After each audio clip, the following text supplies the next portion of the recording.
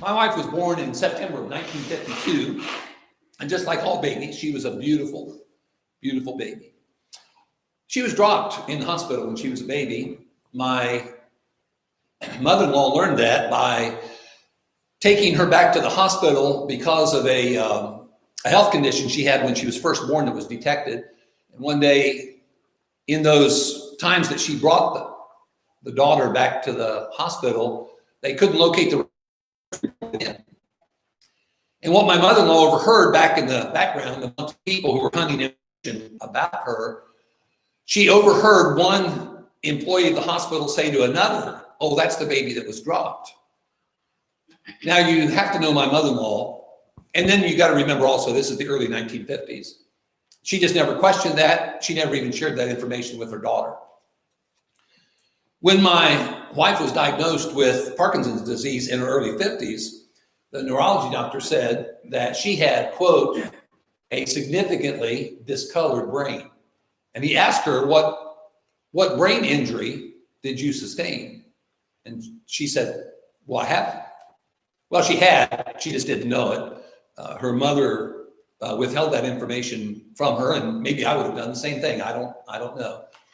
But she was a fully functioning kid and a fully functioning adult. You know, in high school, she got A's and B's, and she functioned really well in the business world, and had some jobs in the business world, and was a church secretary. And anybody who can survive being a church secretary, I mean, there's a special place in heaven for them. It's typically separated from all the preachers up there.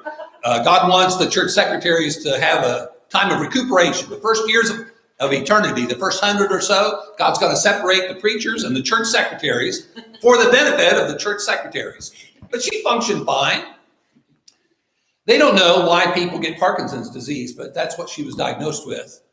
One of the things that they do conjecture is from head injuries.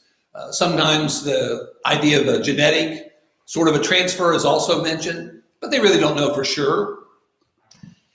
You can't help but wonder why, can you? As a matter of fact, tomorrow morning in one of our 3 sessions, we're going to talk about that very thing in the Bible class time. We really do struggle with that question, why? Why do the people we love get diagnosed with things? Why in the world do the people that we love find themselves in these horrible accidents? We have a lot of why questions, and that's understandable. We'll talk a little bit about that tomorrow. I sure hope you'll be here tomorrow morning during that Bible class session. But anyway, she was diagnosed with Parkinson's disease in her early 50s, and we enjoyed 41 years of marriage, and we got married when we were 19 years old and didn't have a clue about what we were doing. We thought we did, but you know, we were just down determined we were going to get married. We were going to live on love, and we found out that, well, you needed a little bit more than love.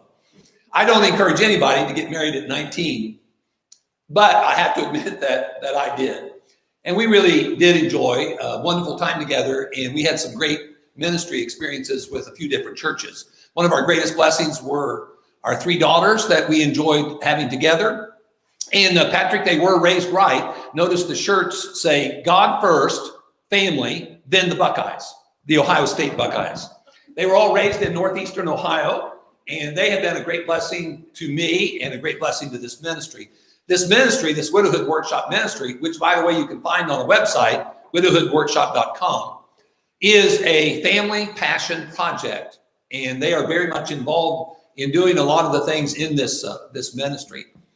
Of course, even better than your children is your grandchildren. I don't know why that is. They just are better. Amen. And man, I'll tell you, it's fun being with those grandchildren. This is a picture of them taken several months after my wife was buried, and we sure enjoyed those grandchildren together. Can you imagine laying in a hospital bed at home and not having the ability to raise your hand and touch a small child that was laying in your bed? Can you imagine not being able to raise your arms and hug that child? Well, that was the condition of my wife. With Parkinson's disease for 8.5 years, there was a steady and a much swifter than normal decline for a Parkinson's patient. She lost the ability to walk. She lost the ability to talk. She lost the ability to function. She even lost the ability to swallow and eat. It was a real struggle. during that time of Parkinson's disease. She died on Christmas morning of 2013 at 9:40 in the morning with our oldest daughter, who's here this morning from Middle Tennessee, with her on my wife's left and me on her right. We watched her breathe her last breath. It was just like the doctor predicted in July. He took me out in the hallway of the hospital and he said, look, he said, this is not an emergency situation, but here's what's going to happen. He said, over a period of months, that Parkinson's disease is going to get up into her respiratory system and she's just going to quit breathing. And that's sure enough what happened. We were blessed to be a part of a great church family, and boy, they were a fantastic church family. I had been preaching with the church there when she died for 32 years. And here's something I'm ashamed to admit. About 3 weeks after my wife passed away, for the first time, I got curious about how many widowed people there were in the church that I was preaching for. I didn't know. Now, if you had asked me about how many kids we had at church, I could have answered that question. You just go to the church computer and you kick out that list. We had every kid's name, the year they were going to graduate. We had a great youth ministry there, a part of which was the Last the Leaders Leaderettes program. We were a great church in ministering to the youth and helping parents raise great kids. But if somebody had come to me and asked me, how many widowed people do you have in that church? I couldn't have answered that question. It was a church of about 170 at that point in time.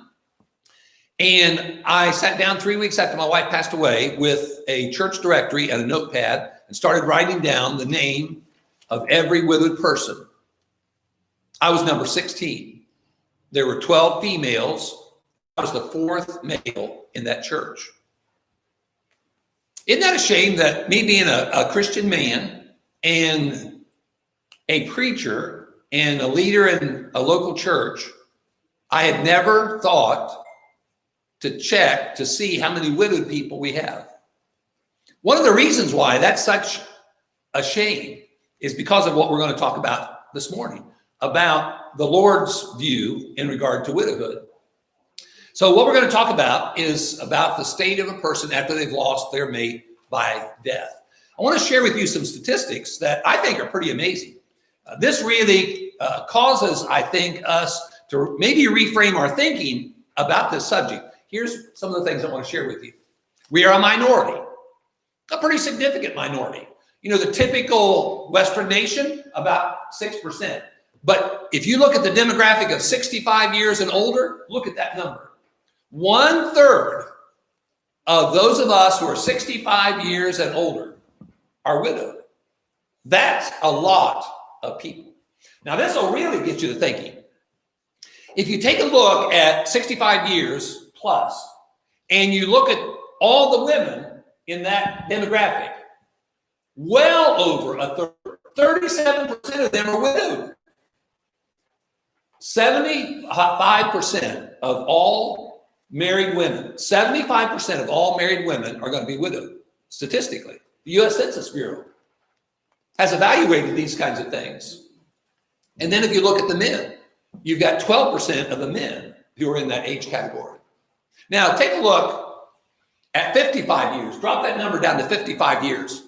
32%, almost a third, 55 years and older. And then you look at the men in the stark contrast. Imagine this, the average age of a woman in our country when she's widowed.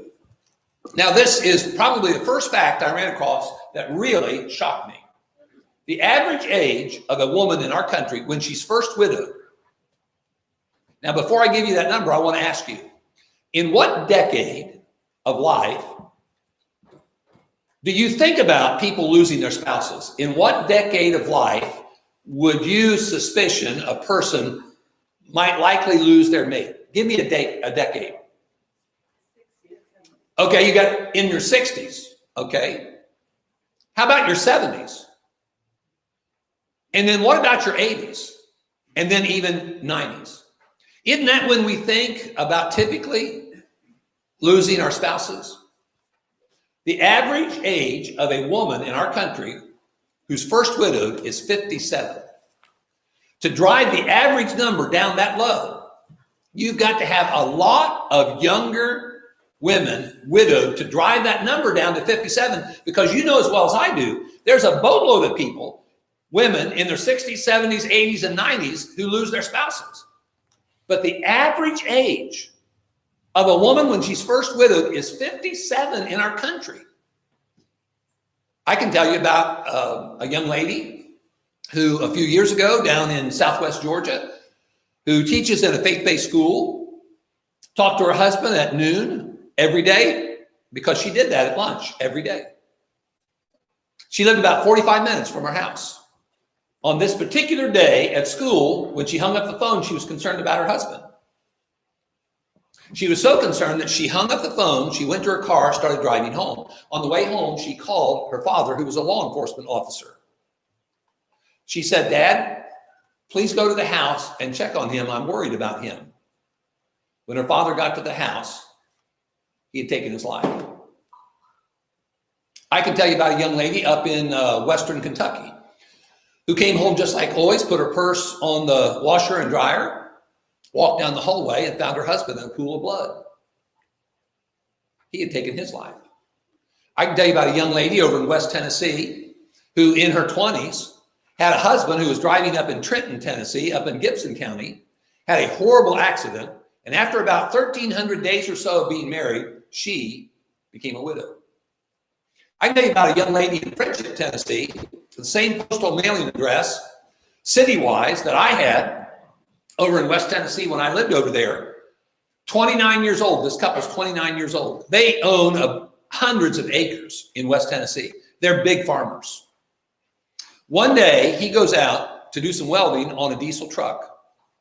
He has this truck with this tank on it that he uses to take diesel out to fuel his machinery out in the fields. So he goes out to weld on this truck with a diesel tank on it. The diesel tank had 75% diesel fuel in it, 25% fumes, which is not a problem, I'm told. What was a problem that he didn't know is the tank had a pinhole leak.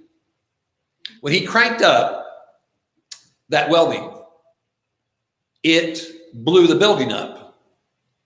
It blew his body out of the building. She obviously was shaken by what she heard. And when she saw what happened, she ran to the bathtub, drew in a bunch of comforters and blankets, got them wet, and went out and threw them on her husband. He was life-flighted to Memphis, and he died about 24 hours later. I can go on and on and on and tell you about young women who've lost their mates. This is not just a problem amongst those who are in their 60s, 70s, 80s, and 90s. This is a problem that a young lady and a young man can experience, just like those of us who may be older. Obviously, we typically think about widowhood being something that is associated with being older. As a matter of fact, the second widowhood workshop I ever did was in Medina, Ohio. And I remember about halfway back on the right side, there was this young man named Denny Hickerson. I'd had him at camp for years. I was a director at a youth camp for high school students during the summer. And back on the right side, Denny, who's now married and has children of his own, when I asked the group, give me something that you would associate with widowhood, a word or a phrase that you would naturally associate with widowhood, Denny raised his hand, and I said, okay, Denny, you get us started. What do you associate with widowhood? He said, old. Well, I understand. And I said, yeah, that's true. We do typically associate being old with being widowed, but you don't have to be old to be widowed. That's one of the things that we need to constantly be reminding ourselves about. Think about this number, 20 million. 20 million. Now, I wonder how many of those 20 million are being offered assistance and encouragement and help, and how are they being ministered to in their communities, or if they're a member of some church. I wonder how many sources of help there are for these 20 million. Now, look at this. Imagine 1.4 million being drug into a club every year that nobody wants to be a part of. It's the Widowhood Club, 1.4 million. look at that number of 44. 6% of that 1.4 million under the age of 44. We need to understand that this is not just a problem with those of us who are older. It's a challenge that sometimes way too early in life, some people are having to struggle with. Who's helping these people? Who knows enough about loss and the effect of loss and the grieving experience to be able to effectively help them? Well, that's what we're trying to do with the Widowhood Workshop Ministry. 78% of the widowed people are women. And notice here, women are 3.5 times more likely to become widowed. That's why if you search for books and articles about widowhood, you're going to find them almost exclusively about widows, not about widowers. There's not many of us, but I'm living proof. Tom is living proof. Steve is living proof. That can happen to us just as well as them. Statistically, the reason why there are so many widows in contrast to so few widowers, there's two reasons. One is the blame of the female gender. The other is not. The one that's not is the lifespan of a woman is longer than the lifespan of a man. But you add to that something that is the choice of the female. Women, statistically, have a tendency to, and usually do, marry somebody who's older than they are. So if you're going to have a longer lifespan statistically, and then you marry somebody who's older than you are, what you're doing is you're feeding the possibility of far more widows than widowers. Most research on widowhood is understandably focused on the women, and here's the reason why. Widows outnumber widowers by nearly 5 to 1. Some years it's 4 to 1, and some years it is 5 to 1. That's why if local churches start local widowhood ministries, or communities start some sort of support for widows and widowers, you have to realize you're going to have way more widows than you're going to have widowers to participate in that ministry. According to Sherry Blair's effort, you may remember Tony Blair, who is associated with the UK. This is his wife working in conjunction with the United Nations. Imagine that number, 245 million women who are widowed in the world. In China, who has more widowed women than any nation on the face of the earth, over 44 million women are widowed in China. In India, they're really close. They are also over 44 million. In the ministries that we support in regard to our mission work, are we encouraging our mission efforts in these other countries who have even way more widowed people than we do? Are we encouraging them to practice pure and undefiled religion and minister to these people who are widowed? Well, I think there's a big job here that maybe we've not really focused enough attention on. Now, I want us to stop and think about God's perspective about widowhood. Now, when you look at these three words that God uses to describe himself relative to the widowed, what does that say about God and the widowed? He describes himself as a defender, a reliever, and a protector. What does that tell you? Anybody? There's more than one thing it tells you. Okay, they're in need. The Lord knows that these people are not in normal circumstances. These people need help. People who are vulnerable, people who are at risk, need help. What else does it tell you? God knows that they need help. What else does it tell you? Don't do those things unless someone's important to you. Okay. You don't do those kinds of things. You don't commit to being that kind of individual in somebody's life unless they mean something to you. God loves the widowed. Sometimes the widowed don't feel loved. As a matter of fact, I want to ask you, how does God do that? If he's a defender, a reliever, and a protector, how does he do that? The rest of the congregation. Yeah, take your phone out, go to your photos or your ability to take pictures, and then turn it around so that you can see your face. Because God does his work many times through us. You know, there's that song. I don't know if it's in this songbook. Maybe Cheryl Wayne, you could see if it's in the songbook. God has no hands but our hands. God has no feet but our feet. God's people need to be his huggers, his supporters.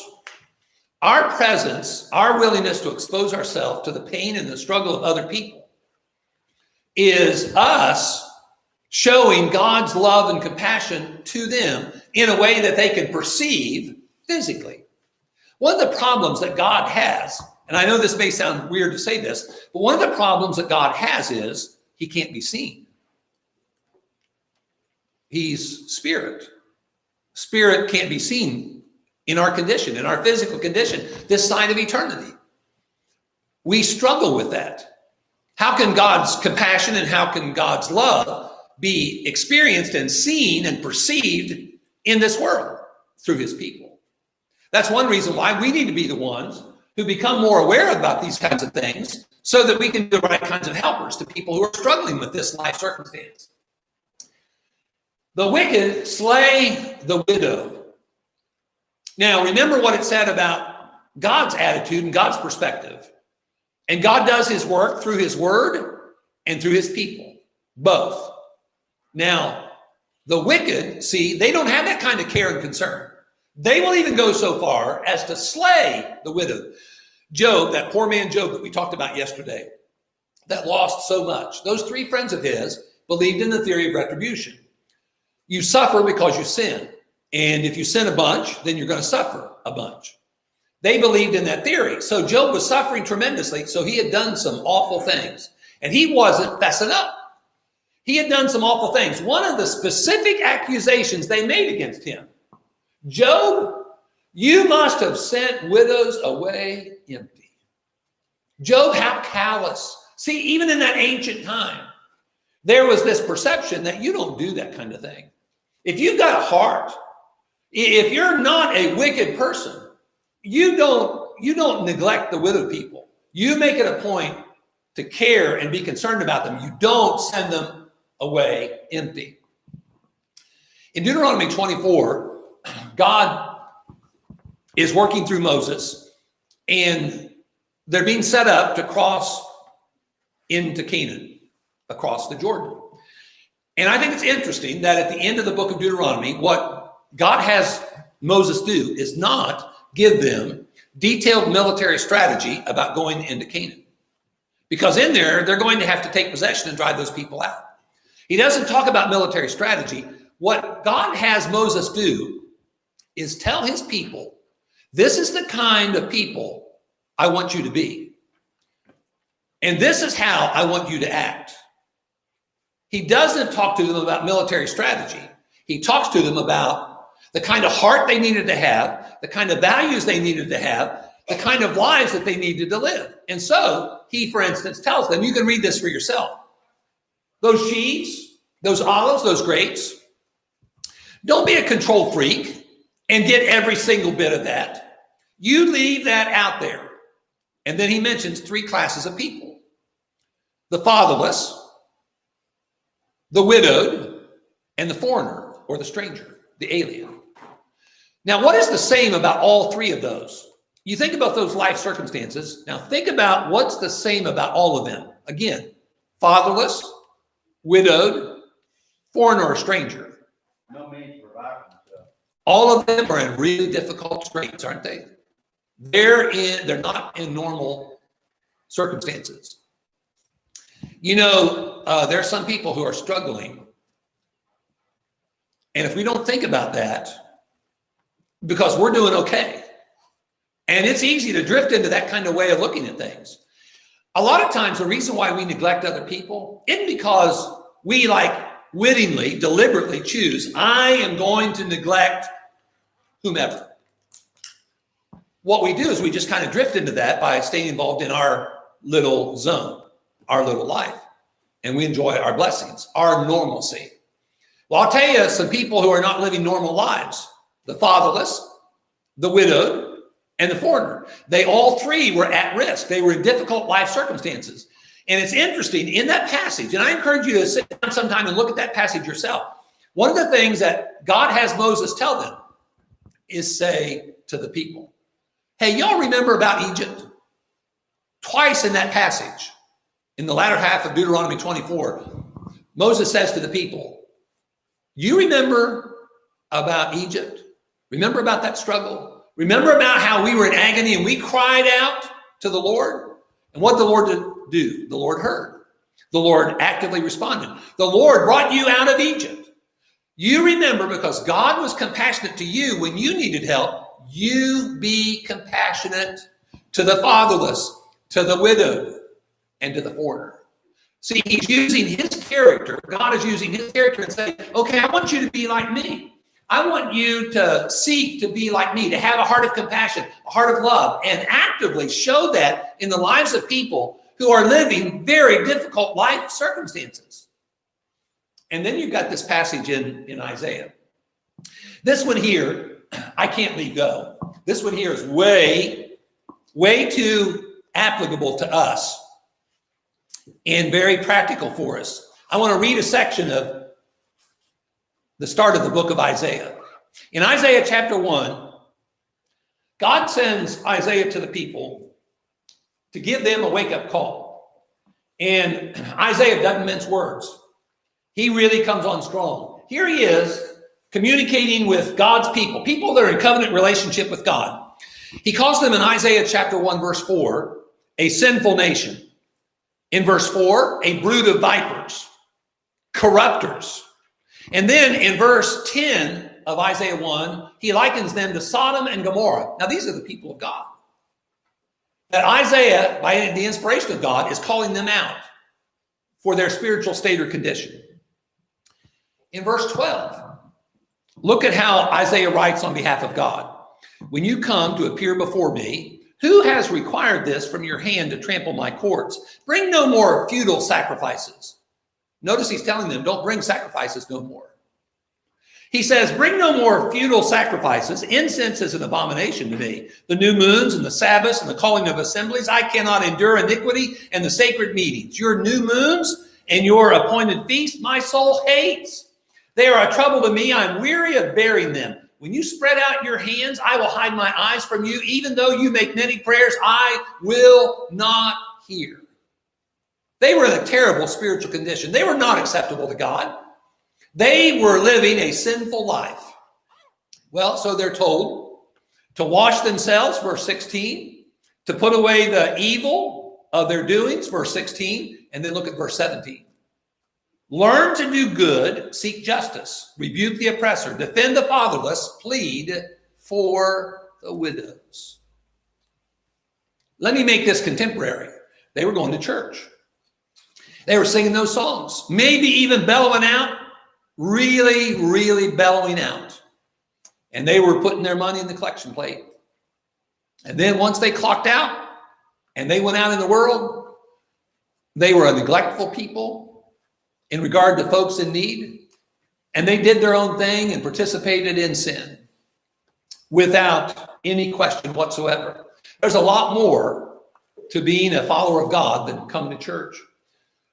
For all the good that can be said about coming to church, and we need to make sure that we need to be at church and to be reminded and be encouraged and be uplifted and be challenged and motivated. We need all that. But when we leave the building, we need to be his people outside of the church. Amen.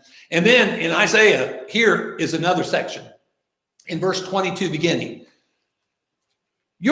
Verse 23 beginning, your princes are rebellious and companions of thieves. Everyone loves a bribe and follows after rewards. This sounds like Washington, D.C. to me.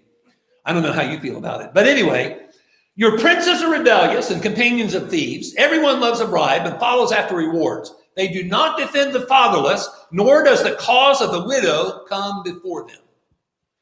Of all the sins that he could have specifically brought up, and he brings up only a few in that rebuke, one of the things that he makes it a point of specifically bringing up is how they did not show appropriate concern and care for the widowed.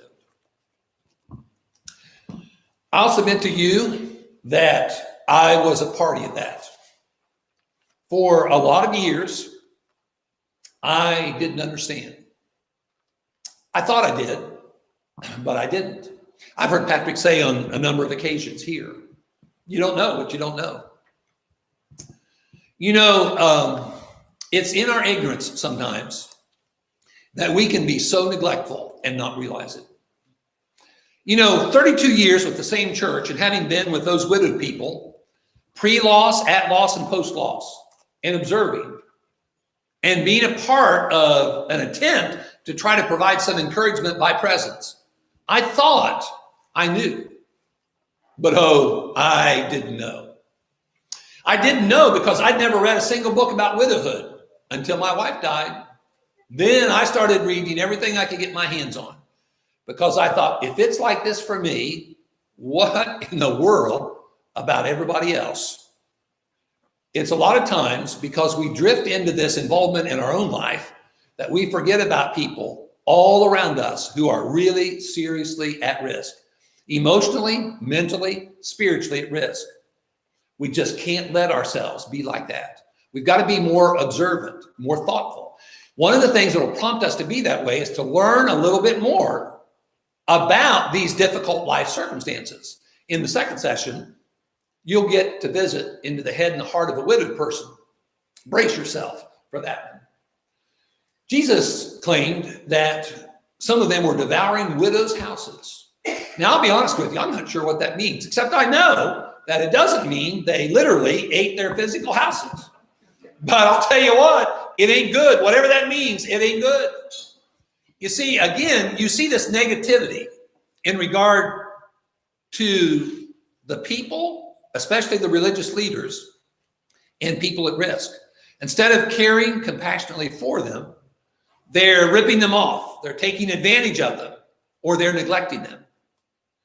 And both in the Old Testament and the New Testament, you see that kind of spirit. In Acts chapter 6 and verse 1, it talks about this ministry weakness that the first century church had. Brother Wayne Jackson calculates in his commentary on the book of Acts, and I think he's probably pretty close. If you're reading the first 5 chapters of the book of Acts, you get an impression the church is really growing. I mean, this church is getting so big, there's no way I'd want to be their preacher. Because it's like they're adding and they're multiplying. And when you have that kind of rapid growth, Brother Wayne Jackson estimates that by the time you get to Acts 6, verse 1, you're probably talking about a 20,000 member church. I don't want to be their preacher. And being an elder in that church would be really hard. What do you think you have when you've got 20,000 people together in a group? What do you think you have? You've got a lot of problems. Because you know what? You've got them, and I've got them, and everybody else has got them.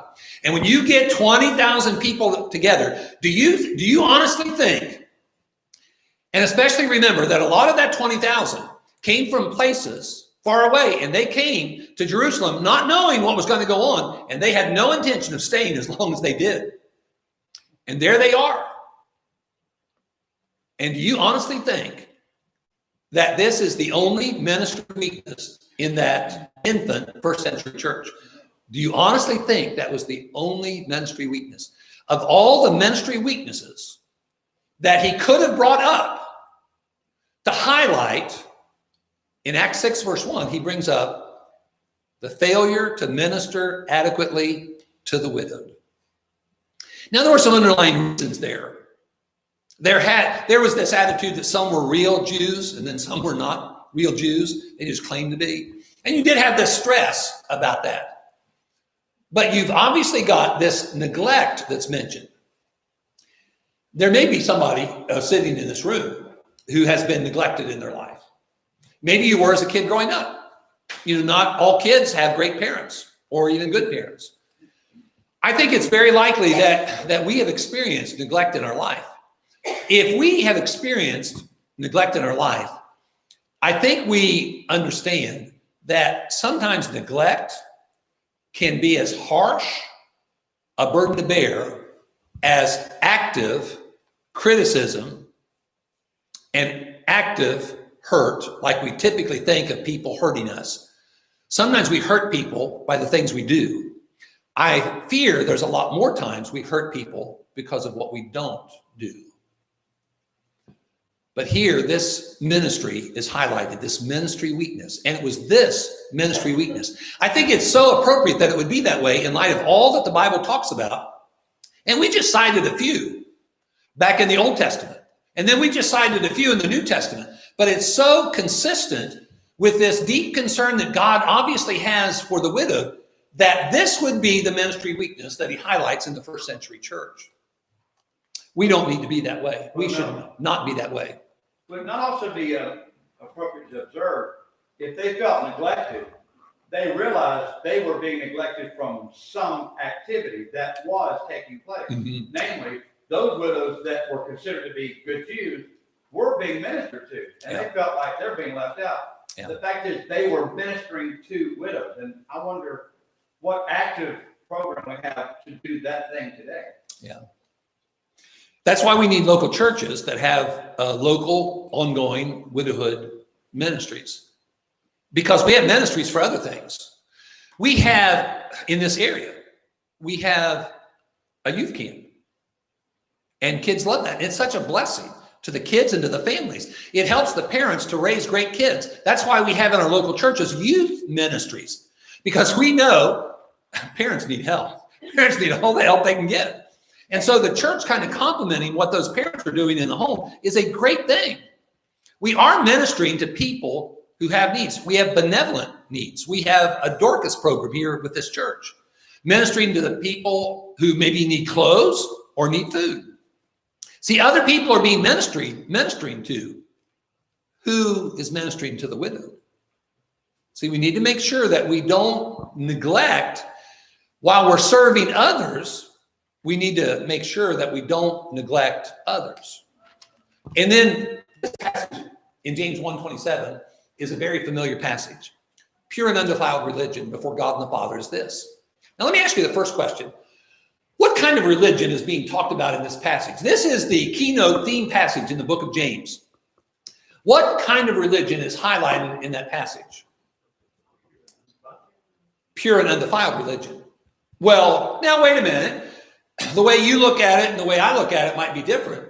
Whose view of this pure and undefiled religion? Before God.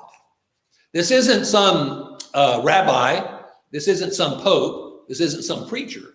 This is God. In God's view, this is pure and undefiled religion. Now, what does that tell you about religion?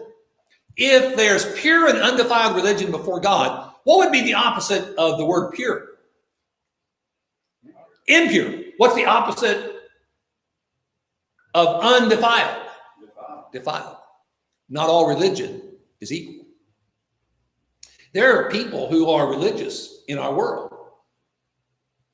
But what we need to make sure is that we seek pure and undefiled religion before God. There's wrong religion. There is impure and defiled religion as surely as there is pure and undefiled religion. Now, notice what's a part of that. There are two verbs. What are the two verbs in that sentence? To visit and to keep. Keep and visit. Keep and visit. Let's do the last one because that's the easiest one. Keep what? Unspotted. Unspotted. Keep who unspotted? So. Keep ourselves unspotted from the world. Why? God's holy. Isaiah chapter 6, I love that passage. Holy, holy, holy. Infinitely, eternally, totally, completely holy. It's just natural that God would call us to a life of holiness. We need to seek morality, purity.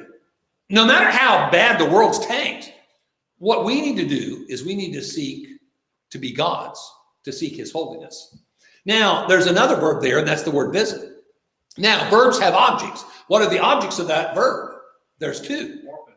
Orphans and widows. Some translations say fatherless and the widow. Okay? Now, why focus on those two? Now, did you notice, if we go all the way back to the Old Testament, you had those three life circumstances that are often tied together. Sometimes you'll find two of the three, sometimes all three. Remember? Fatherless, widowed, foreigner. Here you've got two of those three. Now, why do the fatherless need visited. What's the big deal about that? Why do that? Okay, they need help, don't they? This is the word for visit in the Greek language in James 1:27. Now look at this. To inspect, and it's actually in the present tense there, which is linear action. In other words, it's a practice. You're going and you're inspecting, you're evaluating for the purpose of helping and assisting. You know, one thing that is, I know that we do this sincerely and we don't mean harm by it. But you know how sometimes we add a burden to widowed people? We ask them this question: what can I do for you? Now, I'm sure you've probably never thought about it this way. Now, when you ask somebody who's really struggling with a difficult life circumstance, you ask, what can we do for you? Where have you shifted the responsibility? To them. Because now, in light of all their struggle, now they're going to have to come up with something for you to do to help them. Let me tell you what Marlon Troyer told me in the Cleveland Clinic up in Ohio one day. His wife was a cancer patient and died way too early in her life, leaving behind 3 small children. We were sitting in the snack bar one day, and Marlon said to me, I wish people would quit asking me what they could do for me. I just wish they'd go ahead and do what they see needs to be done. I love a story that I heard recently about this guy who was struggling with his wife's health, and it was a difficult, and it was going to be a terminal situation. He had this friend of his come to him and say, hey, I don't know what you have been doing in regard to your yard, but whatever you've been doing, don't do it anymore. I'm taking over at your house. I'm doing all the landscaping. I'm doing all the mowing. He didn't ask him. He told him. He knew that that was going to be something that needed to be done. He didn't put the burden on the person who was really struggling with his wife's health. He accepted responsibility. He knew that there was something that needed to be done. Now, how are you going to know what needs to be done? Well, you've got to become more familiar with that person's life circumstance. Who's ever done any thought or any study into what it's like to be widowed? See, we are never going to be able to minister to somebody with an addiction. Unless maybe we've struggled with an addiction, or we have done some research about what it's like to be addicted. See, knowledge. You need to become more familiar with what it's like to struggle with XYZ, whatever it is. You don't have to have experienced those things, but you have to at least be willing to find out what is it like. What's it like to be in prison? What's it like to be released from prison? How can we help those people if we don't know about being in prison or what it's like that transition out of prison? The same thing's true with an alcoholic and many other life circumstances. What we need to do is we need to visit with people. Now, you can visit with people texting them, emailing them, telephone calling them, going to their home and being in their presence. There are a lot of different ways that you can find out about what's going on. And don't ever leave a house where you are in there being with that person. If the sink is full of dishes, wash those dishes. You don't have to know how to operate their dishwasher. I don't even use one. Wash them by hand. Do the old-fashioned thing. Really, there's life after dishwashing by hand. I'm proof of that. I do it every day. Yeah, Cheryl Wayne, you do it too. You know how long it would take me to fill up a dishwasher? And I cook. It'd take me a few days to fill that dishwasher up. What we've got to find out is, what do they need? We need to take it upon ourselves to do that. 1 Timothy chapter 5, I don't want to take the time, but we do have a few minutes left, and I want to do this. In 1 Timothy chapter 5, this is the longest passage about widowhood in the Bible. It's in the New Testament.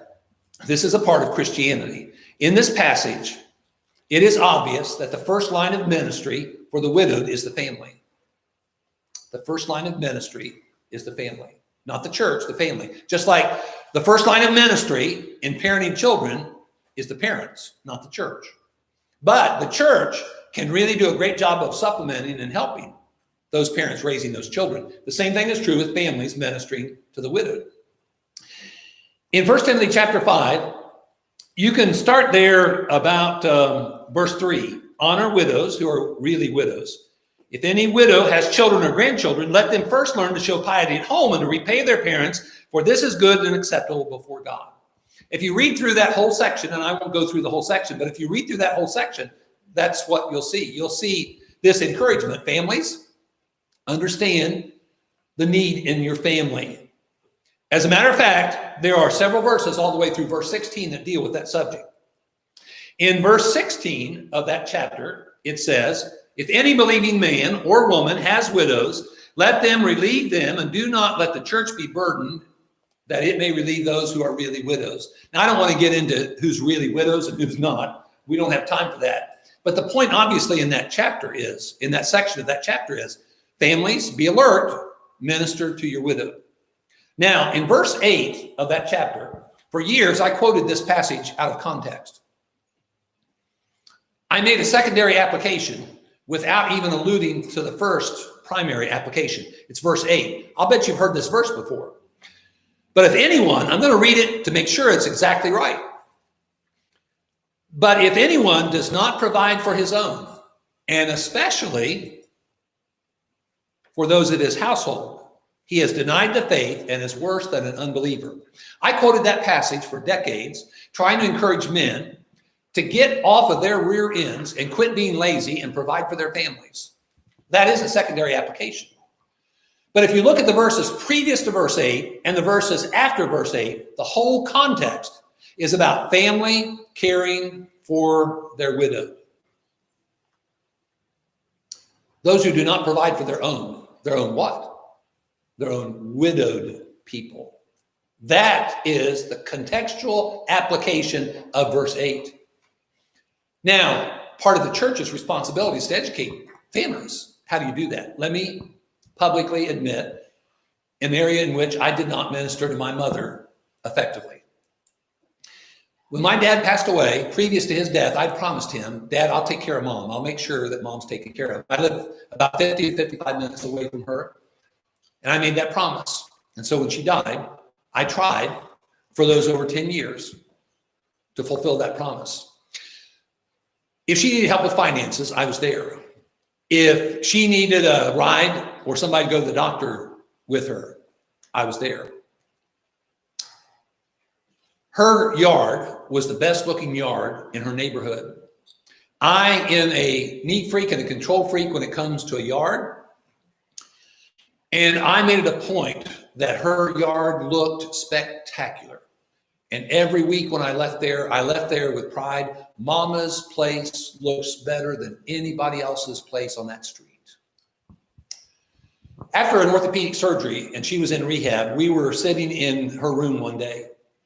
And she said, and it was just me and her, she said, and I have no idea where this came from. I mean, this wasn't in the context of any conversation. She just said, I wish I would have had a daughter. I'm the second of 4 boys. She said, I wish I would have had a daughter. My initial internal gut reaction to that was, Mom, what am I, chopped liver? I'm here. But I hesitated saying anything. And so there were a few moments of silence. And then I responded to her verbally this way, Mom, I wish you had 2. I wish you would have had a daughter too.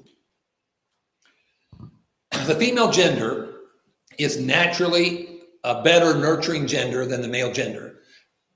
Fellas, we might as well just admit it. I know it's kind of embarrassing, but I'm getting to the point where I'm not even embarrassed by it anymore. I admit publicly as well as privately, the female gender is the better gender. I'm just thankful they put up with us. You know, we can be good, but man, we really got to work at it. It's hard.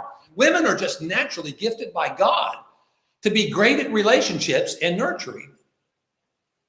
You know what I deprived my mother of that she needed more than anything else? Me. And I didn't know that. I didn't understand that. See, I was neglecting probably her most critical need, second only to her need for the Lord, because I didn't understand.